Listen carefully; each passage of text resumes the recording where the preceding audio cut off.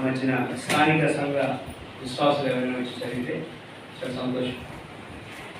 Marks వార్త ఉమగారు ఉన్నారు, మనం వచ్చిన ఉమగారు వారు వచ్చి మార్క్స్ వార్త 5వ అధ్యాయం మొదటి 4 వచనాలు అలాగే 20వ వచనాన్ని కూడా చదివి వినిపిస్తారు. అనంతరం పెనపేంగి ప్రాంతంలో పరిచయం నడిపిస్తున్నటువంటి శ్యామల్ గారు వారు ఆత్మ కొరకు ప్రార్థన చేయడానికి సిద్ధపడ్డారు.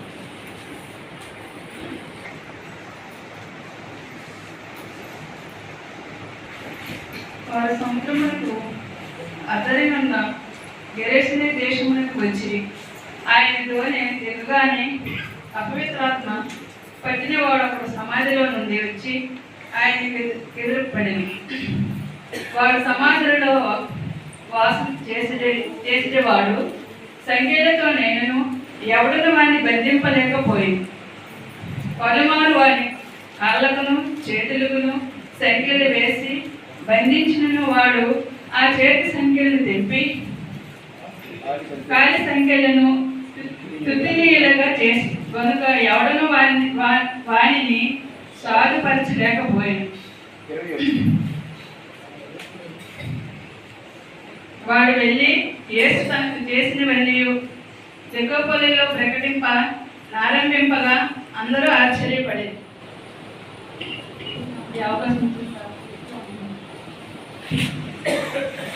దేవుడి వాక్యముని మనం ఇంట్లో దీవించబడిగాక. వాక్య నిమిత్తము సమయంలో పెనపేంగి ప్రాంతంలో పరిచయం చేసుకున్నటువంటి సేవకులు శ్యామలు గారు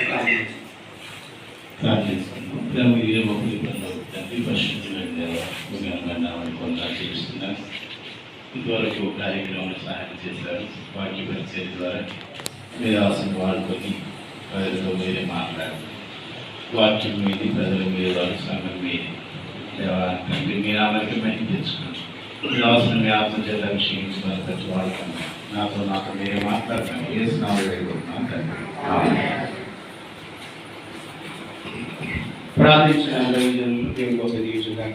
సమయంలో విశాఖపట్నం ఎన్ఏడి ప్రాంతంలో పరిచర్య సజీవ దేవుని సంఘము అనే పరిచర్యను, అలాగే మరి యూట్యూబ్ ఛానల్లో సత్పత్తి అనేటువంటి ఒక ప్రత్యేకమైనటువంటి వాక్య పరిచర్యను మరి T Jayakumar YouTube official channel ద్వారా అనేకులకు రక్షణ వార్తను అందిస్తున్నటువంటి సేవకులు బిషప్ అయ్యగారు మధ్య ఉన్నారు. వారికి ఈ సమయాన్ని అప్పగిస్తున్నాను. చప్పట్లు కొట్టి దేవాది దేవుడు నేర్చుకోవాలి.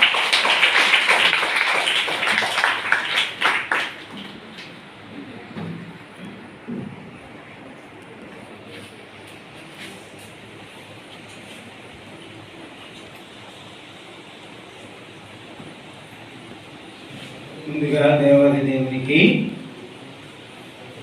స్తోత్రం చెల్లిస్తా ఉన్నాను. వీళ్ళారా, అదేవిధంగా ఈ దినము నన్ను ఆహ్వానించిన దైవ సేవకులు మరి అయ్యగారికి ప్రత్యేకమైన వందనాలు చెల్లిస్తా ఉన్నాను. జేమ్స్ అయ్యగారికి, అదేవిధంగా స్థానిక దైవ సేవకులు రాజు అయ్యగారికి ప్రత్యేకమైన వందనాలు చెల్లిస్తా ఉన్నాను. నాకు దైవ సేవకులు మరి బిషప్ యేసుబాబు అయ్య గారు, అలాగే ప్రకాశం అయ్య గారికి ప్రత్యేకమైన వందనాలు చెల్లిస్తున్నాను. అంతేవిధంగా మన మధ్యలో ఉన్నటువంటి మరి సహోదరులు పాల్ గారికి, అదేవిధంగా మన మధ్యలో ఉన్న సహోదరులు జోసఫ్ గారికి ప్రత్యేకమైన వందనాలు చేస్తాం. అలాగే సంఘ ప్రజలందరికీ కూడా ఈరోజు చాలా ఇబ్బందికరమైన పరిస్థితుల్లో మేము ఇక్కడికి వచ్చాం. ఏంటి, ముందు రైల్వే స్టేషన్కి రైలు లేదు, అక్కడి నుంచి బస్ స్టాండ్కి వచ్చాం, బస్సులు కూడా అందుబాటులో లేవు. చివరి బస్సు ఎక్కి భయంకరమైన ఎండలో ఇక్కడికి రావడం జరిగింది. సరే, దేవునికి స్తోత్రం. దేవుని యొక్క చిత్తం కాబట్టి మనము ఈ సమయాన్ని జాగ్రత్తగా వినియోగించుకుందాం. మొట్టమొదటిగా ఈ కార్యక్రమాన్ని ప్రారంభించిన పాస్టర్ గారు, ఆయన పేరు నాకు తెలియదు కానీ శ్యామ్ పాస్టర్ గారు, శ్యామ్ పాస్టర్ గారికి ప్రత్యేకమైన వందనం చెల్లిస్తా ఉన్నాను. ఎందుకంటే దేవుని యొక్క మందిరంలో దేవుని బిడ్డలు ఎలా ఆరాధించాలన్నది ప్రసంగి గ్రంథంలో మనకు ఒక మాట తెలుసు. నీవు మందిరంలోకి పోయినప్పుడు ప్రవర్తన జాగ్రత్తగా చూసుకోవాలి. ఏమండి, పాటలు విలువైనవే, అదేవిధంగా ఆరాధన విలువైనదే, దైవికమైన కార్యాలన్నీ విలువైనవే. అన్నిటికీ మించిన విలువైనది వాక్యం. ఎందుకండి అంటే ఆది యందు వాక్యం ఉండేను, వాక్యం దేవుని యందు ఉండేను, వాక్యము దేవుడు అయ్యింది. వాక్యాన్ని దేవుడు కాబట్టి మనం శ్రద్ధగా వినాలి. ఒకవేళ మీరు ఎవరైనా సెలలో మరి స్విచ్ ఆఫ్ చేయకపోతే స్విచ్ ఆఫ్ చేయండి. మరి అదే విధంగా మరి ఈ యొక్క మాటలు శ్రద్ధగా వినడానికి ప్రయాసపడండి. మరి ఇందాక మన జేమ్స్ అయ్య గారు చెప్పినట్టుగా మీరు యూట్యూబ్ని గమనించినట్లయితే ఈయన మెసేజ్లన్నీ కూడా మీరు అందులో చూడగలుగుతారు. అదేవిధంగా 120 పాటలు రాయడం జరిగింది వీళ్ళారా సొంతగా. అలాగే ముందుండే పాటలన్నీ నేను పాడని కాదు, కానీ దేవుడు నాకు ఇచ్చిన ప్రేరేపణ బట్టి కొన్ని పాటలు సువార్త పాటలు, కొన్ని పాటలు క్రిస్మస్ పాటలు ఇలా రాయడం జరిగింది. ఒక్క పల్లవి చరణం పాడిన తర్వాత మనం మరి వాక్య ధ్యానంలోనికి వెళదాం. మార్కు సువార్త మాత్రమే 5వ అధ్యాయం మాత్రమే మీరు తీసి పెట్టుకోండి. ఇది మోహన్ రాగంలో ట్యూన్ చేసిన పాట, నేను రాసిన పాట. పల్లవి ఒకటే పాడుతాను, చరణం కూడా వద్దు. నేస్తమా చేరుమా రక్షకుడు ఒకరున్నారని తెలియునా నీకు, రక్షకుడు ఒకరున్నారని తెలియునా. నేస్తమా చేరుమా రక్షకుడు ఒకరున్నారని తెలియునా నీకు, రక్షకుడు ఒకరున్నారని తెలియునా. ప్రయాసపడుతున్నా ప్రయోజనం లేకున్నా, వేదన పడుతున్నా దారి కానరాకున్నా, ప్రయాసపడుతున్నా ప్రయోజనం లేకున్నా, వేదన పడుతున్నా దారి కానరాకున్నా, సమర్పించు ప్రభువులకు నీ జీవితం, సమర్పించు ప్రభువులకు నీ జీవితం. చేరుమా రక్షకుడు ఒకరున్నారని తెలియునా నీకు, రక్షకుడు ఆయనే అని తెలియునా. వీళ్ళరా అంటే పాటంతా పాడడానికి మనకి టైం తక్కువ ఉంది, ఏం లేదు. రెవరెండ్ జయకుమార్ వైజాగ్ అని కొడితే ఈ యూట్యూబ్లో నేను రాసిన పాటలు 50 పాటలు మీకు అందుబాటులో ఉంటాయి. చక్కటి పాటలు. మీరు దాన్ని సబ్స్క్రైబ్ చేసుకుంటే అనేకమైన విషయాలు మీరు చూస్తారు. సరే వీళ్ళగా మార్కు సువార్త 5వ అధ్యాయము తీసి 5వ అధ్యాయాన్ని మాత్రమే మనం చూద్దాం. ఇక్కడ చాలా లోతైన మర్మాలని మనం చూస్తూ ఉంటాం. యేసయ్య ఎవరు, ఆయన శక్తి ఏంటి, ఆయన గొప్పతనం ఏంటి, ఆయన మరి ఏ విధమైనటువంటి దేవుడు, ఆయన ఏ విధంగా మనుషులకు మేలు చేస్తాడు అనేటువంటి కొన్ని విషయాల్ని మనం చూద్దాం ప్రియులారా. ఇక్కడ రాయబడిన మాటని మనం చదువుకున్నట్లయితే, వారు సముద్రమునకు అద్దరమున్న గెరాసీనుల దేశమునకు వచ్చిరి. ఆయన ధోని దిగగానే అపవిత్రాత్మ పట్టిన ఒకడు సమాధులలో నుండి వచ్చి ఆయనకు ఎదురు పడెను అనేటువంటి మాట మనం చూస్తా ఉన్నాం. యేసయ్య తన శిష్యులతోటి ముందు మరి ఆ పారాగ్రాఫ్ మనం చూసుకుంటే, యేసయ్య తన శిష్యులతోటి ఆయన మరి కొంత ప్రయాణం చేసినట్టుగా చూస్తాం. ఆ శిష్యులు ఏం చేశారంటే, ఒక భయంకరమైన తుఫాను వచ్చినప్పుడు ఆ తుఫానులో వాళ్ళు చాలా బాధపడుతున్నప్పుడు, చాలా కష్టపడుతున్నప్పుడు, చాలా వేదన పడుతున్నప్పుడు ఆ యొక్క తుఫానుని నిమ్మలపరిచిన దేవుడు ఆయన. దేవునికి స్తోత్రం కలుగుగాక. యేసయ్య ఎంత శక్తిమంతుడంటే తుఫాన్ని నిమ్మలపరిచిన దేవుడు, అనేక మందికి కళ్ళు కాళ్ళు ఇచ్చిన దేవుడు, అనేక మందిని స్వస్థపరిచిన దేవుడు, చివరికి చనిపోయిన లాజరును లేపిన దేవుడు. ఆయన సర్వశక్తిమంతుడైన దేవుడు. ఏంటి ఈ యేసయ్య ఈ యొక్క మరి ఆ గెరాసీనుల దేశమునకు వచ్చిననే పదం మనం చూస్తాం. ఏంటండి ఆ దేశం పేరు ఎందుకు రాయబడ్డాది అంటే, ఆ గెరాసీను దేశము అక్కడ గ్రీకు ప్రజలు ఉండేటువంటి దేశం, అన్యులు ఉండేటువంటి దేశము, దేవుణ్ణి ఎరగని ఆ ప్రజలు ఉండేటువంటి దేశము, యూదా జనాంగము ఇశ్రాయేలు జనాంగము ఉండని దేశం అది. ఏంటి ఆ దేశంలోనంట ఆయన వచ్చినప్పుడు ఒక సమాధిలో నుండి అపవిత్రాత్మ పట్టిన వాడు ఒక ఆయన వచ్చాడంట. ఏమండి ఆ అపవిత్రాత్మ పట్టిన వాడు మరి ఆ సమాధులలోనే నివాసము చేసేవాడట. ఏమండి ఏమండి ఈరోజు దగ్గరలో ఉండే శ్మశానంలో దింపేస్తాం, ఈ రాత్రి అంతా కొంటున్నామని చేతులెత్తండి. ఎవరు చేతులెత్తట్లేదు కాబట్టి ధైర్యం లేదు కదా. అది ధైర్యానికి సంబంధించింది కాదు. అక్కడ ఉండాలి అంటే ఏమండి బుర్ర పనిచేయనుడు అయ్యి ఉండాలి కదా. ఎందుకు అక్కడ తీయాలంటారు కదా.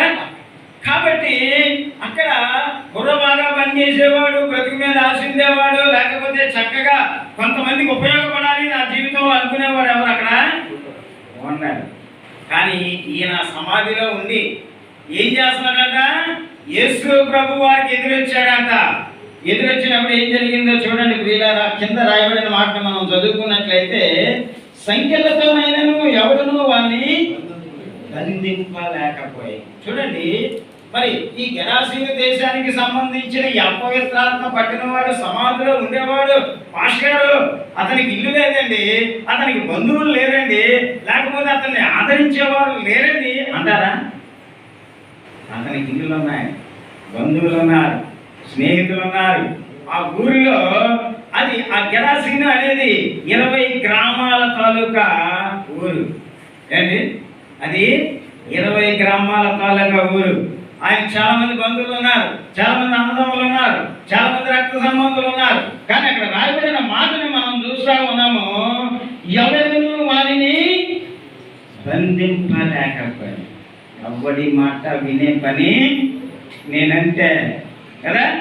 ఎందుకు ఇల్లు ఉన్నాడు శ్మశానంలో ఎందుకు నివాసం చేస్తున్నాడు? దురాత్మలు బట్టి, అపవిత్ర ఆత్మలు బట్టి కదండి.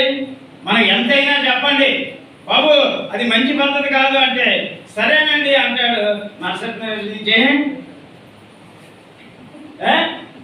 అనుకున్నానండి మానేద్దాం అనేది, నా వల్ల అవ్వట్లేదు. ఎందుకు అవ్వట్లేదు? నువ్వు దానికి బానిస అయిపోయా. ఈ శరీరంలో మరి దాని మీద కమాండ్ నీకు లేదు కదా. ఈ యొక్క మరి ఆ కింద వచ్చినని మనం చదువుకుంటే, పలుమారు వాని కాళ్ళకును చేతులకును సంఖ్యలు వేసి బంధించినను వాడు ఆ చేతి సంఖ్యలను తెంపి కాళ్ళ సంఖ్యలను తుత్తినీయులుగా చేసెను. ఎవడును వాని సాధుపరచలేకపోయాను. ఏమండి ఇక్కడ ఇందాక చెప్పాను కదా, ఆయన బంధువులు చాలా మంది ఉన్నారు. చూస్తూ విడిచిపెట్టడానికి ఇష్టపడటం లేదు. వాడిని ఏదో ఒక రకంగా నయానో భయానో మన యొక్క అధీనంలోకి తెచ్చుకోవాలని చాలా ప్రయత్నాలు చేస్తున్నారు కదా. కానీ వాడిని సాగుపరచడం అనేది ఒక మనిషి వాళ్ళ కావడం లేదు. మన సమాజంలో చూస్తాం అలాంటి మనుషుల్ని. చూస్తామా? కనబడుతున్నారు కదా. నువ్వు ఏంటంటే చెప్పావు కానీ కదా. వారిని సాధుపరచడం ఏ మనిషి వల్ల కూడా అవని పరిస్థితిని మనం చూస్తూ ఉంటాం. ఈయన సమాధుల్లో ఉంటూ ఆ బంధువులందరూ వచ్చి మరి చేతులకి వేడీలు వేస్తున్నారు, కాళ్ళకి వేడీలు వేస్తున్నారు, ఇంటికి తీసుకెళ్ళిపోదాం ప్రయత్నం చేస్తున్నారు. ఆ వేడీలు ఏం చేస్తున్నారంట, చేతికి కాళ్ళకి వేసిందని కూడా తుర్తినీయలు చేస్తున్నాడంట. అదే దృష్టి అండి, దృష్టియా అయితే బయట మైక్ చేసిన ఏంటి వరల్డ్ బాక్స్రా కాదు. కొన్ని వాళ్ళు చేశారనుకోండి, వాళ్ళ శక్తి వాళ్ళ బలం డిఫరెంట్. కానీ ఈయన ఏ శక్తితో చేస్తున్నాడు? అపవిత్ర ఆత్మ కదండి. ఒక మనిషి సన్నగా ఉంటాడు, ఒక 3 ఫుల్ ఎట్టండి ఆయన దగ్గర అరగంటల కార్యం చేస్తాడు. మరి చుట్టి ఎంత ఉన్నాడు, చుట్టి ఏ లేదు మూడెడితే మూడు వెళ్ళిపోతున్నాయి, నాలుగెడితే నాలుగు వెళ్ళిపోతున్నాయి. ఏమి వెళ్ళిపోతున్నాయి, ఎలా వెళ్ళిపోతున్నాయి? ఆ మనిషి ఏముంది? ఆ మనిషి తాగట్లేదు. ఆ మనిషిలో ఉండే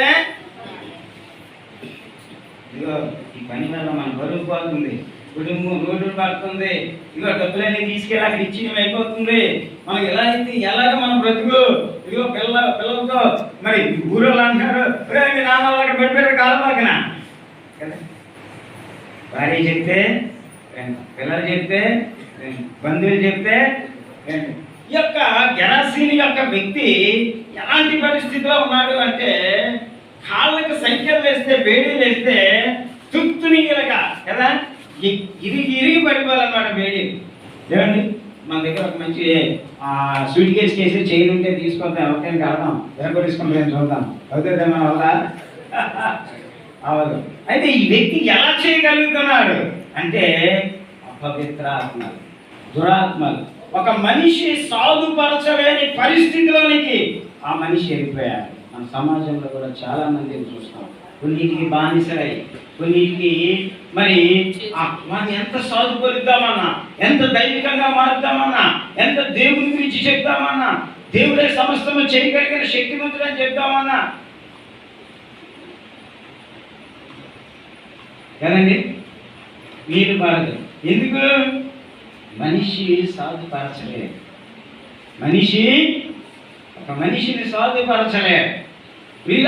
అంతేకాదు, మనం కింద చదువుకున్నట్లయితే 5వ వచనంలో మనం చూస్తాం, వాడు ఎల్లప్పుడూ రాత్రింబవళ్ళు సమాధులలో కొండలలో కేకలు వేయచ్చు, తన్ను తాను రాళ్ళతో గాయపరుచుకున్న వాళ్ళకి ఏమన్నారు చేద్దాం. మా విశాఖపట్నంలో మెంటల్ హాస్పిటల్ ఉంది, మా తెలుసు. మరి విజయనగరంలో శ్రీకాకుళం ఉందో లేదో తెలియదు. ఒకవేళ అలా తన శరీరాన్ని తను గాయపరుచుకున్నాడంటే మనం అన్నీ ఏం చేస్తాం? ఏంటి, ఆ విశాఖపట్నం మెంటల్ హాస్పిటల్ తీసుకెళ్ళిపోతాం కదా కదా. మన శరీరం కొద్దిగా ఎండకు తట్టుకోలేదు, కొంచెం చెమట పడితే ఇబ్బంది, మళ్ళీ స్నానం చేసేసి ఫ్రెష్గా సెట్టి పెట్టుకొని ఫ్యాన్ కింద ఏసీలో కూర్చోవాలి కదా, గాయపరుచుకోం, దాన్ని సుఖంగా బీజి పోషిస్తూ ఉంటాం. కానీ ఏం చేస్తున్నాడంట, రాళ్ళతో కొట్టుకుని దాన్ని గాయపరుచుకుంటాము. సరే, అక్కడ దిగి యేసయ్య వచ్చిన తర్వాత ఆయన ఒక పదాన్ని వాడుతున్నాడు. చూడండి, వీళ్ళ 6వ వచనంలో మనం చదువుకుంటే, వాడు దూరం నుండి యేసుని చూచి పరిగెత్తుకొని వచ్చి ఆయనకి నమస్కారం చేసి, యేసు సర్వోన్నతుడైన దేవుని కుమారుడా, నాతో నీకేమి, నన్ను బాధించకమని దేవుని పేరట నీకు ఆనబెట్టుచున్నానని బిగ్గరగా కేకలు వేశాను. ఏంటి, యేసు ప్రభు వారు వస్తుంటే ఈ వ్యక్తికి ఏమండి,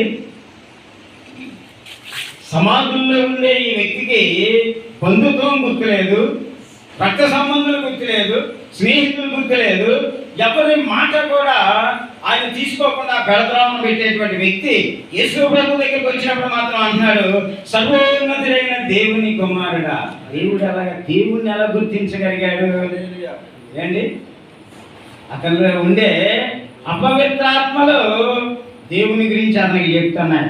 అందుకే మన దైవ సేవకులు చెప్తుంటారు, దేవుణ్ణి మరి ఈ యొక్క అపవిత్రాత్మలు, దురాత్మలు గుర్తించి ఉనుకుతాయి, కానీ మనుషులు ఆయనకి ఇవ్వాల్సిన గౌరవం ఆయనకి ఇవ్వరు కదా. పాస్టర్ గారు చాలా సీరియస్గా మోకాళ్ళని ప్రార్థన చేయండి. ఏంటి, ప్రార్థన చేసినప్పుడు అలాగే ఎలా ఉండాలి? మోకాలు ఉండాలి. ఎందుకు? భూమి మీద దేవునికి మనిషికి ఒకటే తేడా. ఏంటి, నువ్వు ఎంత పెద్ద కలెక్టర్ అవ్వచ్చు, లేకపోతే నువ్వు ఎంత బిషప్ అవ్వచ్చు, లేకపోతే నువ్వు ఎంత కమిషనర్ అవ్వచ్చు, లేకపోతే నువ్వు ఎంత జిల్లా కోర్టు జడ్జి అవ్వచ్చు కదా. ఏంటి ఆ తేడా? దేవుడు పరిశుద్ధుడు, మనిషి పాపి. ఏంటి, మనిషికి స్టిక్కర్ ఏంటి? పాపి కదా. కాబట్టి ఆ దేవుని సన్నిధిలో మనం ఎలా ఉండాలంటే, తగ్గింపు కలిగిన వారిగా, దేవుని మహిమపరిచేవాడిగా, దేవునికి ఇవ్వాల్సిన మర్యాద గౌరవం ఇచ్చేవాళ్ళగా.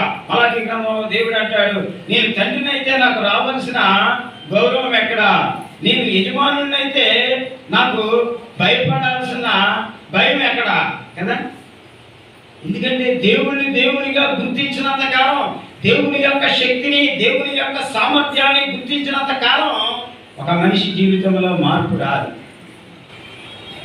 నువ్వు చర్చికి వెళ్ళొచ్చు, పాటలు పాడొచ్చు, ఆరాధన చేయొచ్చు, గొప్ప కట్టకానికి వేయచ్చు. కానీ నీ జీవితంలో మార్పు రావాలి అంటే నువ్వు దేవుని దేవుడిగా గుర్తించి ఆయన సన్నిధిలో వణుకుతూ ఆయన ఆరాధన చేయాలి. దేవుని సన్నిధిలో సెల్ ఫోన్ చూడడం, దేవుని సన్నిధిలో ఆరాధన జరుగుతున్నప్పుడు పక్కనతో మాట్లాడడం, దేవుని వాక్యం వింటున్న దేవుని వాక్యం చెప్తున్నప్పుడు మరి పక్కనతో మాట్లాడుకోవడం, ఇవన్నీ కూడా దేవునికి చాలా అసహ్యకరమైనటువంటి విషయాలు.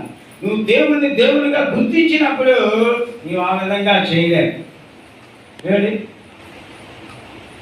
11 kg వైర్ పట్టుకుంటే ఒక మనిషికి షాక్ కొడితే ఏమండి బ్రతుకుతాడో చస్తాడో కూడా చెప్పలేము. మరి ఆ 11 kg వైర్ కనిపెట్టింది మనిషి కదండి. కానీ ఆ వైర్తో భయపడతాం. ఎందుకు అంత కూడా అక్కర్లేదు. మనకి ఇంటికి వచ్చేది 240 watts వస్తుంది. ఏమండి సప్లై కదా. మనం ఆ మెయిన్ ఆర్టీగానే ఇంట్లో ఫోన్లు చేసుకోలేము. ఈ షాప్ కొడితే పడతాం వెనక్కి కదా. మరి అలాంటి నువ్వు దేవుడితో ఎలా పరాచకాలేస్తావు? దేవుని సన్నిధిలో శ్రద్ధగా ఉండకుండా, దేవుని మాటలు జాగ్రత్తగా వినకుండా, దేవునిగా గుర్తించి పౌలు గారు అంటారు, ఇవి మనుషుల మాటలని ఎంచక. ఏంటి ఏదో విశాఖపట్నం నుంచి ముగ్గురు వచ్చారు, నాకు ఈరోజు రేపు ఖాళీగా ఉందని ఉన్నట్టుగా ఉంది అందుకే వచ్చారు కాదు. ఈరోజు నిజంగా ఎంత భారంగా రీలరా. అయితే మాకు తెలుసు దేవుని కార్యం ఒకటి ఇక్కడ ఉంది, దేవుని కార్యం ఉంది. ఎందుకంటే అడుగడుగునా అడ్డు తగ్గుతుంది అంటే సాతాను ఎంత పని చేస్తాడో దానికంటే దేవుడు మహిమకరంగా ఆయన కార్యం చేస్తాడు. కాబట్టి ఈరోజు వాక్యం వింటున్న మీరందరి జీవితాల్లో దేవుడు ఒక ఆశీర్వాదం ఇవ్వాలని ఆయన ఇష్టపడతా ఉన్నారు. చూడు పిల్లరా, మరి ఆయన దగ్గరికి వచ్చినప్పుడు, దేవుడు ఆయన దగ్గరికి వచ్చినప్పుడు మరి అపవిత్రాత్మలు పట్టిన వాడు అలా అనగానే దేవుడు వారితో ఏమన్నాడో తెలుసా? అపవిత్రాత్మ వీని వదిలి. ఎందుకంటే ఆ మనిషి చక్కగా ఉండకపోవడానికి కారణము ఆ అపవిత్రాత్మ అనేది దేవుడు. ఆ మనిషిని సాధుపరచగలిగిన శక్తి యేసుకు మాత్రమే ఉంది. ఏంటి చాలా మంది పాపం అమ్మాయికి మంచి తెలియక యేసు ప్రభు 2000 సంవత్సరాలు ఆ సమయంలో వచ్చినాడు కదా. విన్నారు ఎప్పుడైనా? యేసు ప్రభు వారు ఎప్పుడు వచ్చారట? 2025 సంవత్సరాల క్రితం వచ్చారట కదా. వాళ్ళకి బైబిల్ జ్ఞానం లేదు, మనకు బైబిల్ తెలుసు. పౌలు గారు అంటున్నారు తిమోతికి రాసిన పత్రికలో, సమీపించాలని తేజస్సులో మహత్వం కలిగి. ఏమండి ఒక రెఫరెన్స్ చెప్పాలి, మీరు రాసుకుంటానంటే రాసుకోండి. మొదటి తిమోతికి రాసిన మొదటి పత్రిక 6వ అధ్యాయం 16వ వచనంలో మనం చూస్తాం, సమీపింపరాని తేజస్సులో ఆయన మాత్రమే వసించుచు అమరత్వం గలవాడై ఉన్నాడు. ఆయన ఎక్కడున్నాడు? సమీపించరాని తేజస్సులో ఉన్నాడు. నీ కొరకు నా కొరకు ఈ భూమి మీదకి వచ్చాడు. అలాగే కొలస్సీలకు రాసిన పత్రిక 1వ అధ్యాయం 15వ వచనంలో ఒక చక్కటి మాట ఉంటుంది, ఎవరైనా చదవగలిగితే దగ్గరగా. మన దేవుడు, మీ దేవుడు, నా దేవుడు ఏంటో మనకు తెలియాలి. ఎవరో ఏదో అనుకుంటే అది మనకు అవసరం లేదు, మనకు తెలియాలి కదా. అక్కడ ఏమాట ఉంది? కొలస్సీలకు రాసిన పత్రిక 1వ అధ్యాయం, ఆయన అదృశ్య దేవుని స్వరూపి అయి సర్వ సృష్టికి ఆది సంభూతుడై ఉన్నాడు. ఇంకా కింద ఉంటుంది, తర్వాత చదువుకోండి. ఆయన సర్వ సృష్టికి ఆది సంభూతుడు. ఆయన లేకుండా సృష్టి కలగలేదు. 2025 సంవత్సరాల క్రితం వచ్చింది దేవి కదా. భూమి పుట్టలేదు అప్పుడు. ఆయన అర్థమవుతుందా చేసేవారు? అయితే ఆయన ఎందుకు వచ్చాడండి అంటే ఏమండి, మత్తయి సువార్త 1వ అధ్యాయం 21వ వచనము, కన్యక గర్భవతి అయి ఆమె యొక్క కుమారుని కనును, తన ప్రజల పాపముల నుండి ఆయనే వారిని చూడండి ఎందుకు వచ్చాడు భూమి మీదకి? రక్షించడానికి వచ్చాడు. అంటే నువ్వు రక్షించడానికి వచ్చాడు కాబట్టి ఆ రోజు డేట్ వేసుకుంటావా? కాదు. ఆయన అతి సంభూతుడు, సృష్టి లేనప్పుడు ఉన్నటువంటి వాడు, శక్తివంతుడు దేవుడు ఆయన.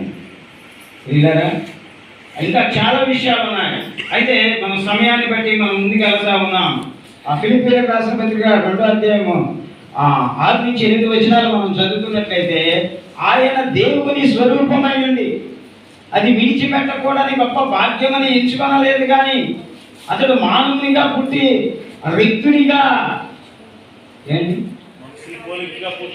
మనుషుల కోరికగా పుట్టి దాసుని స్వరూపము ధరించుకొని తను తానే రిక్తునిగా చేసుకుని యేసు ప్రభు గారు ఆది సంభూతుడైన దేవుడు, సృష్టికి ముందున్న దేవుడు భూమి మీద మన కొరకు ఎలా పుట్టాడు అన్నది మనం అర్థం చేసుకుంటే మానవునిగా పుట్టాడు, దాసుడైపోయాడు, ఆ రిక్తునిగా ఏంటి ఎవరి కొరకు? సర్వ మానవుల పాప రక్షణ కొరకు. అందుకే మనం ఒక మాట చూస్తాం, ఆయన యందు ఏ పాపము లేదు. కానీ తెలుసా? వచ్చిన ఎవరికైనా తెలుసా? ఏంటి? పేతురు రాసిన మొదటి పత్రిక 2వ అధ్యాయం 24వ వచనం. పేతురు రాసిన మొదటి పత్రిక 2వ అధ్యాయం 24వ వచనం ఒకసారి చదువుకుందాం. పేతురు రాసిన మొదటి పత్రిక 2వ అధ్యాయం 24వ వచనం.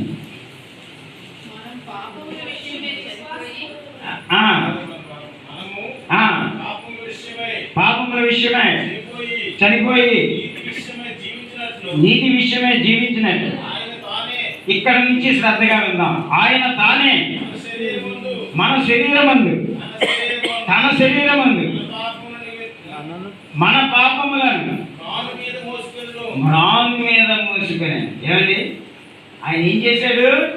మన పాపాలను తన శరీరం మీద వేసుకొని సిలువెక్కాడు. ఆయన ఏంది? ఏ పాపము? యేసుప్రభు ఎప్పుడోడండి? 225 సంవత్సరాల క్రితం వాడు అందామా? భూమి పుట్టక ముందు ఉన్నాడు అందామా?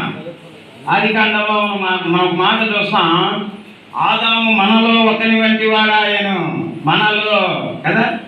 అక్కడే యెహోవా దేవుడు, యేసు ప్రభు వారు, పరిశుద్ధాత్ముడు ఉన్నారు. పాత నిబంధన గ్రంథం అంతా కూడా యేసు ప్రభు వారు ఒక దూతగా దేవునికి పనిచేశారు. కాబట్టి ప్రియులారా, ఈ చాలా మందికి ఆ మాటలు వింటుంటే బాధ అనిపిస్తారు. అరపర జ్ఞానం ఏంటి?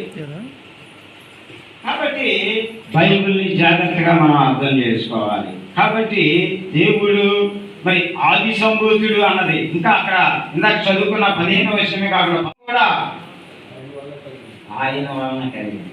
ఏమండి? ఇంటికి వెళ్ళే చదువు చూడండి పిల్లరా. ఇక్కడ మరి ఈ యొక్క చూడండి 12వ వచనాన్ని మనం చదువుకుంటే, కనుక ఆ పందులలో ప్రవేశించినట్లు మమ్మును వాటి యొద్దకు పంపుమని ఆ దెయ్యములు ఆయనను బతిమాలుకొనెను. యేసు వాటికి సెలవీయగా ఆ అపవిత్రాత్మ వారిని విడిచి పందులలో ప్రవేశింపగా ఇంచుమించు 2000 పందులు. ఏమండి? ఈ యొక్క అపవిత్రాత్మ ఈ యొక్క వ్యక్తిలో ఉండేటువంటి అపవిత్రాత్మ పొమ్మన్నప్పుడు ఆ అపవిత్రాత్మలు అడుగుతున్నాయి, అక్కడ పందులు ఉన్నాయి కదా, వాటిలో మమ్మల్ని వెళ్ళేటట్టుగా చెప్పు. ఎందుకు? ఆ అపవిత్రాత్మలకి ఏదో బాడీ కావాలి, బందో మనిషి ఏమండి అవి బతికొనడానికి. కాబట్టి అవి ఏం చేస్తున్నాయి? వాటిలోకి వెళ్ళిపోయేటట్టుగా. అంటే అక్కడ ఎన్ని వేల పందులు ఉన్నాయంట? 2000 పందులు. అందుకే యేసు ప్రభు వారు ఆయన అడిగినప్పుడు, బాబు నీ పేరు ఏంటి అంటే, నా పేరు ఏమని చెప్తాడు? సేన. సేన అంటే ఒక గ్రూప్ ఉందా ఆయన దగ్గర? ఎన్ని అపవిత్రాత్మలు ఉన్నాయి? ఒక గ్రూప్ అపవిత్రాత్మలు ఉన్నాయి. మీరు అడగచ్చు, పాస్ గారు ఎంతసేపు ఆ గెరాసీన్ దేశంలో సమాధుల్లో తిరిగేవాడి గురించే చెప్పుకోవాలా? మనలో ఉండవండి అంటే ఉంటాయి, మనలో కూడా ఉంటాయి. ఏంటి? ఆత్మవస్తుంటాయి, ఆత్మవస్తుంటాయి కదా. అమ్మ ఏం వాక్యం చెప్పాడు? ఏమోనండి ఏదో చెప్పాడు కదా. ఏం చేసావు? అరగంట 45 నిమిషాలు ఒక్క లైన్ గుర్తులేదా నీకు? అంటే నువ్వు ఇక్కడికి వచ్చేలా కూర్చోగానే ఏం ఆలోచించేస్తుంది? 2000 రావట్లేదు, ఒకటి వస్తుంది కదా. కాబట్టి ఈ దురాత్మలు మనలోని పోతే దేవుని కొరకు చక్కగా నిలబడగలుగుతాం, చక్కగా బ్రతకగలుగుతాం. దేవుని యొక్క ఆశీర్వాదం చూస్తాం. దేవుడు మనల్ని ఆశీర్వదించాలని ఇష్టపడేది. యేసు ప్రభు వారు మాట చెప్పారు యోహాను సువార్తలో, మీరు బహుగా ఫలించడం ద్వారా నా తండ్రి ఎందుకు రావట్లేదు ఫలింపు? ఏంటి? మనం తిరిగి సామి చెప్పుకున్నాం కదా, వెంకటేశ్వర గోంగలని ఏమ్మా ఎలాగుందో అమ్మా సిస్టర్ పద్మమ్మ ఏముందండి ఇక అలాగా ఆయన అంటున్నాడు, పౌలు గారు అంటాడు, కృప వెంబడి కృపదో నేను ఎలాగ ఆశీర్వదించాలని చూస్తున్నాడు దేవుడు. నేను సాక్ష్యం చెప్పండి అంటే 15 సంవత్సరాల క్రితం అండి నేనండి, ఇప్పుడు 15 సంవత్సరాల క్రితం అండి నేను కాదు. నిన్నటి సాక్ష్యం ఈరోజు పనికిరాదు, ఈరోజు కొత్త కార్యం చేస్తాడు దేవుడు. నువ్వు ఎలాగుంటే ఈ గెరాసీన దేశంలో ఉండే అపవిత్రాత్మలు పట్టిన వారి వరే ఉండకపోతే ఎవ్రీడే ఆయన నిన్ను ఆశీర్వదించాలని చూస్తా ఉన్నాడు. ఏంటి అబ్రహాం అన్నాడు, అబ్రహాం నువ్వు బయలుదేరు, నేను ఒక దేశం చూపిస్తాను, అక్కడికి వచ్చే అన్నాడు. నీ తల్లిని విడిచిపెట్టే, తండ్రిని విడిచిపెట్టే, నీ దేశాన్ని విడిచిపెట్టు ఏమండి అని చెప్పినప్పుడు అబ్రహాం ఏమన్నాడు, సరే అని బయలుదేరిపోయాడు. ఎందుకు తండ్రిని విడిచిపెట్టాలి, ఎందుకు బంధువులను విడిచిపెట్టాలి, ఎందుకు దేశాన్ని విడిచిపెట్టాలి? ఎందుకంటే తండ్రి కొడుకు కష్టంలో చూడలేడు. ఈ 10 రూపాయలు ఎట్టుకుని బియ్యం తెచ్చుకోరా, ఎందుకంటే పాపాడికి బియ్యం లేదు, నాన్న ఫీజు కట్టలేదు, నాన్న 5,000 పెట్టుకుని ఫీజు కట్టుకో పిల్లడికి కదా. నాన్న బంధువులు ఎవడో మేనమామ ఉంటాడు కదా, మామయ్య ముందు మామయ్య ఒకసారి అలా ఇంకొచ్చాడు, ఒకసారి అలా సాయంత్రం వస్తుందా, ఆ సాయంత్రం వచ్చిన తర్వాత ఇవి నుంచి తల చూద్దాం కదా, సహాయం చేయాలి. లేదు ఒక భాష తెలిసిన మనిషి ఉన్నాడు కదా, ఇప్పుడు నేను వచ్చాను, నాకు హిందీ కూడా వచ్చు, అలాగే మీకు హిందీలో వాక్యం చెప్పాము అనుకో, హమారా పరమేశ్వర్నే గెరాసీన్ దేశం గయా అన్నాను అనుకో, మీకు ఏమనిపిస్తుంది? మాకు అవసరం ఇది అనిపిస్తుంది కదా. నీకు హిందీ వచ్చిన హిందీలో మాట్లాడుతుంది కాదు, తెలుగులోనే మాట్లాడు. అలాగా దేవుడు ఆదం ఏమన్నాడంటే నువ్వు దేశం నుంచి వెళ్ళిపో అన్నాడు. ఎందుకు తెలుసా? కష్టం వస్తే మళ్ళీ ఆ దేశంలో భాష తెలిసినంతటి ఇదిగో నాకు ఈ కష్టం ఉందని చెప్పుకుంటాడు. ఎందుకు అలా వెళ్ళిపోమన్నాడంటే నీ తండ్రి నీకు సహాయం చేయకూడదు, నీ బంధువులు నీకు సహాయం చేయకూడదు, నీ బాధ్యని నేనే చెయ్యాలి. ఈరోజు అట్టి విధంగా నువ్వు దేవుడి మీద ఆధారపడగలిగితే, ఈరోజు అట్టి విధంగా నువ్వు దేవుడిని ఆనుకోగలిగితే ఆయన కార్యం చేయడానికి ఇష్టపడుతున్నాడు. ఇక్కడ మనం చూస్తాం మరి ఆ యొక్క ఆ సాతాను వెళ్ళిపోయి ఆ యొక్క అపవిత్రాత్మలు వెళ్ళిపోయిన తర్వాత ఆయన ఎలా తయారయ్యాడు చూడండి. ఏమండి 15వ వచనం, జనులు జరిగినది చూడవేది యేసునందుకు వచ్చి శాన అనే దెయ్యములు పట్టిన వాడు బట్టలు ధరించుకొని స్వస్థ చిత్తుడై కూర్చుంటే చూచి భయపడి జరిగినది చూసిన వారు దెయ్యంలో పట్టిన వానికి కలిగిన స్థితి బంధుల సంగతియు ఊరి వారికి తెలియజేయగా తమ ప్రాంతములు విడిచిపోమని ఆయనను బతిమాలుకొని. ఏమండి ఏం చేస్తున్నాడు? ఈ యొక్క సమాధిలో ఉండే వ్యక్తి ఎప్పుడైతే స్వస్థపడ్డాడో బట్టలు వేసుకున్నాడు, ఏమండి మరి చక్కగా టక్ వేసుకొని మరి శుభ్రంగా షూ వేసుకొని చాలా నీట్గా కూర్చున్నప్పుడు ఈ చూస్తున్నారు ఎంతసేపు ఆయన ఎలా చూడడానికి ఇష్టపడ్డారు?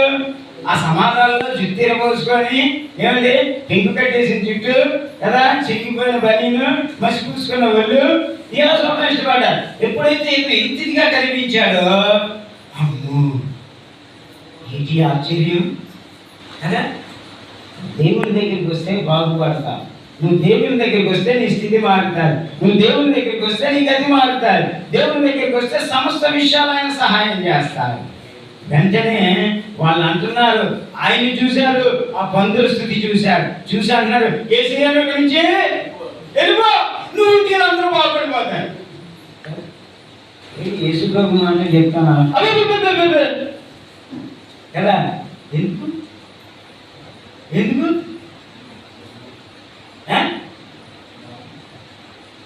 వ్యాపారాలు సార్ ఒక 600 700 అంతే కదా. మరి 2000 పందులు పోయాయండి, ఎంత నష్టం వచ్చింది ఏంటి? చాలా నష్టం వచ్చింది. ఈ నుండి మరి పందులు తెచ్చిపోతారు కదా, పందులు పెంచుకోవాలి మనం. అందుకే మీకు ముందు చెప్పాను వాక్యం స్టార్ట్ చేస్తారు. వీళ్ళు ఎవరు ప్రజలు? గ్రీకు ప్రజలు, సమరయులు. వీళ్ళు యూదులు ఎవరు కూడా పందులు పెంచడం, ఇశ్రాయేలు జనాంగం ఎవరు పందులు పెంచడం కదా, వీళ్ళు పందులు పెంచుతారు. కాబట్టి పందుల వల్ల వచ్చే లాభం ఏమైపోతుంది? మనిషి పొందులు అవసరం లేదు, పందులు మిగలాలి. అర్థమవుతుందా కాన్సెప్ట్? యేసులోకి వస్తే మనిషి మిగులుతాడు, దురాత్మలు పోతాడు. ఇప్పుడు యేసు ప్రభు రాకూడదని ఎందుకు ఆపుతున్నారంటే దురాత్మలు బాగోరు కదా. దురాత్మలు ఉంటేనే అన్ని బ్రాండ్లకి రేట్లు వస్తాయి కదా. సాయంత్రం అయ్యాక కొట్టుకుపోళ్ళు డబ్బులు వస్తాయి, వ్యాపారం వస్తాయి. మరి ఆ ఒక్క వ్యాపారమైనా మళ్ళీ దాని ముందు షాప్ ముందు ఒకటి మళ్ళీ చీకులు స్నాక్స్. యేసు ప్రభు అంటున్నారు, బాబు ఇక్కడ ఉండదు బాబు, నువ్వు వెళ్ళిపో. నువ్వు ఉంటే ఏమండి అక్కడ లాస్ట్ మార్క్ చూసుకున్నాం, ముగించుకున్నాం, టైం ముందుకు వెళ్తా ఉంది. నేను అనుకున్నాను ఇంకా ముందుగా ఇస్తారేమో, ఇంకా అక్కడ క్లారిటీగా చెప్తామని. టైం ముందుకు వెళ్తుంది కాబట్టి తక్కువ టైంలో చూడండి పిల్లలు, అక్కడ రాయబడిన మాట మనం చూస్తాం. 18వ వచనం మనం చదువుకున్నట్లయితే, ఆయన ధోని ఎక్కినప్పుడు దెయ్యములు పట్టినవాడు ఆయన యొక్క నందమని ఆయనను బతిమాలుతుంది. ఏంటి ఎవరు రమ్మన్నా కూడా నాకు శ్మశానమే బాగుంది అన్న పెద్ద మనిషి, నాకు సమాధిలో బాగున్నాయి అన్న పెద్ద మనిషి, నేను సమాధిలోనే బ్రతుకుతాను అన్న పెద్ద మనిషి ఇప్పుడు ఏమవుతున్నాడు? యేసయ్య దగ్గరికి వచ్చి నా అర్థం ఉండే, నా అర్థం ఉండే అని. ఏమైంది తేడా? ఏమైంది తేడా? అంతకుముందు యేసయ్య దగ్గర రమ్మలా, ఎందుకు రమ్మలేదు? అతనిలో ఉంది అపవిత్రాత్మలో యేసు ప్రభుని చేర్చుకోవడానికి ఇష్టపడలేదు. మనిషిని దేవుని దగ్గరికి రా అంటే నేను రాను అన్నాడంటే మనకి తక్కువ ఏమర్థం అవ్వాలి? మార్క్స్ వార్త 5వ అధ్యాయం అర్థం అవ్వాలి కదా. ముందే చెప్తాను, అలాగే అందరిదే 2000 ఉండవండి, 2-3 వస్తాను చాలు కదా. దేవునికి వ్యతిరేకంగా పనిచేసేవి. కాబట్టి నేను అన్నాడు, అయ్యా నా దగ్గర నువ్వు ఉందయ్యా అంటే యేసు ప్రభు అన్నారు, అలా కుదరదు కానీ నువ్వు వెళ్ళి ఇంటికి వెళ్ళి నా యేసయ్య నా మీద కనికరపడి నాకు ఈ కార్యం చేశాడని చెప్పు అన్నప్పుడు ఆ లాస్ట్ మాట ఎంత చదువుకున్న 20 వచ్చిన తెక్కపల్లిలో ఉండే అన్యుల గ్రామాలు 20 గ్రామాలకి ఆయన వెళ్ళి యేసయ్య దేవుడు నన్ను బాగు చేశాడు, యేసయ్య దేవుడు నా స్థితిని మార్చాడు, యేసయ్య దేవుడు మీ ముందు చేశారు. యేసు ప్రభు వారు వచ్చిన తర్వాత ఏమైంది? ఈ గొప్ప మార్పు ఆయనలో వచ్చింది. ఇది చెప్తా ఉన్నాడు, తెక్కపల్లిలో ఉండే 20 గ్రామాలకి చెప్తున్నాడు, యేసయ్య దేవుడు నమ్ముకోండి, నా జీవితాన్ని బాగు చేశాడు. ఈ పాస్టర్లకే ఈ యొక్క స్వార్థికులకు పని ఉండదండి, ఈ దీనికి వెళ్ళి డప్పు కట్టి మై కట్టి కదా. ఎందుకు? ఆయన జీవితంలో దేవుడు చేసిన కార్యం నీ జీవితంలో చేయడానికి ఆయన ఇష్టపడుతున్నాడు కాబట్టే నేను చెప్తున్నా.